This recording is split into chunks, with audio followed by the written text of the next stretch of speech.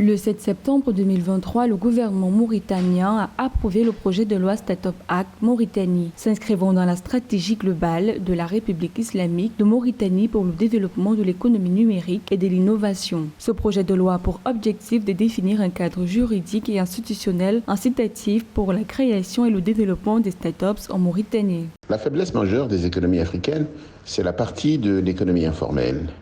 Et très malheureusement, pendant très longtemps, les pays africains n'ont pas été en mesure de pouvoir les formaliser, encore moins de leur donner l'opportunité de se financer et se moderniser.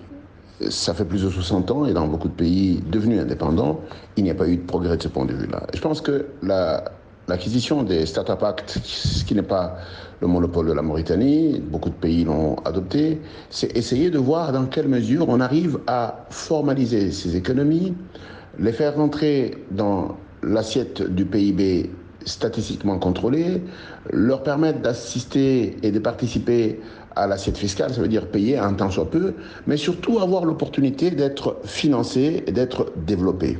Selon les autorités mauritaniennes, le projet de loi Startup Act Mauritanie devrait permettre de faciliter l'accès au financement et à l'investissement tant au niveau local qu'à l'échelle internationale pour les startups. Le projet de loi prévoit également plusieurs dispositions comme les conditions d'octroi du label Startups et structures d'appui, les avantages au régime douanier et fiscal, ainsi que d'autres mesures incitatives mises en place pour faciliter l'installation et le développement des startups. L'Afrique en a ras-le-bol de pouvoir être le consommateur ou la consommatrice des solutions qui viennent d'ailleurs. Et c'est pour ça qu'aujourd'hui, l'Afrique stimule l'innovation sur son territoire. Des initiatives similaires ont d'ailleurs été adoptées dans plusieurs pays africains, notamment le Sénégal, la Tunisie, le Nigeria, l'Algérie et la République démocratique du Congo, et ont généré un impact considérable sur le développement de leur économie.